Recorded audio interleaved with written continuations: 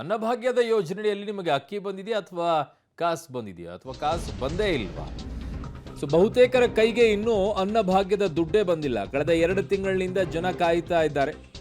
ಬೆಂಗಳೂರಿನಲ್ಲಿ public TV reality check ಅನ್ನು ನಡೆಸಿತು. 5 ಕೆಜಿ ಅಕ್ಕಿ ಬದಲಿಗೆ ದುಡ್ಡು ಹಾಕ್ತಾ ಇತ್ತು ಸರ್ಕಾರ. ಬಟ್ ಕಳೆದ 2 ತಿಂಗಳಿನಿಂದ ದುಡ್ಡೇ ಬಂದಿಲ್ಲ ಅಂತ ಜನ ತಮ್ಮ ಅಸಮಾಧಾನವನ್ನ ವ್ಯಕ್ತಪಡಿಸ್ತಾ ಇದ್ದಾರೆ.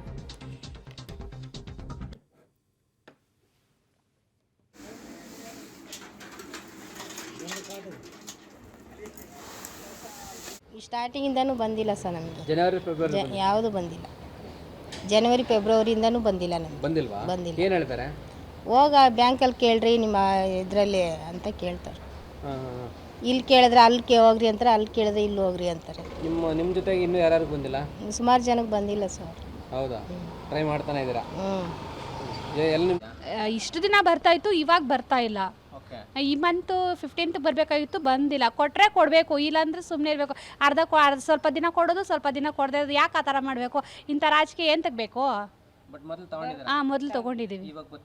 ಇವಾಗ ಬರ್ತಾ ಇಲ್ಲ, ಇನ್ನೂ ಬಂದಿಲ್ಲ. ಅದ್ಯಾವ ಅಕ್ಕಿ ದುಡ್ಡು ಬಂದಿಲ್ಲ, 2 ತಿಂಗಳಿಂದ ಬಂದಿಲ್ಲ ನಮಗೆ. ನಾವು ಹೋಗಿ ಏನು ವಿಚಾರಿಸಿಲ್ಲ, ನಮಗೇನು ಗೊತ್ತಾಗಲ್ಲ ಅಷ್ಟು.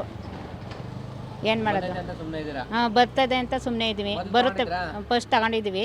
1-2-3 ಸಲ ಬಂದೈತಿ, ಇನ್ನೊಂದು 2 ಸಲ 2 ತಿಂಗಳು ಬಂದಿಲ್ಲ ಸರ್ ನಮಗೆ. ಬಂದೆ ಬರುತ್ತೆ ಅಂತಾರೆ. ಏನು ಈ ಥರ ಮಾಡ್ತಾರೆ? ಅಕ್ಕಿ ದುಡ್ಡು 2 ತಿಂಗಳಿಂದ ಬರ್ತಾ ಇಲ್ಲ ಅನ್ನಿ. ನೀವೇ ಹಾಕ್ಕೊಡಿ ಸ್ವಲ್ಪ.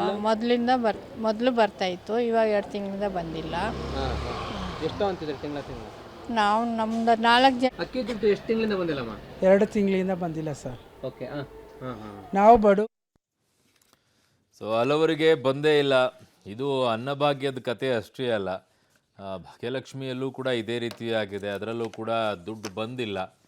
ಸೊ ಅದರಲ್ಲೂ ಕೂಡ ಈಗ ಅಸಮಾಧಾನಗಳು ತುಂಬ ಜನರಿಗಿದೆ. ಗೊತ್ತಿಲ್ಲ ಅವ್ರು ಹೇಗೆ ಹೇಳ್ಕೊಳ್ಬೇಕು, ಏನು ಮಾಡಬೇಕು ಅಂತೇಳಿ. ಬಟ್ ಅವರವರೇ ಸಮಾಧಾನ ಮಾಡ್ಕೊಂಡು ಹೋಗ್ಲಿ ಬಿಡಿ, ಏನು ಮಾಡೋಕ್ಕಾಗತ್ತೆ ಅಂತ ಅಂದ್ಕೊಂಡು ಕೂತಿದ್ದಾರೆ.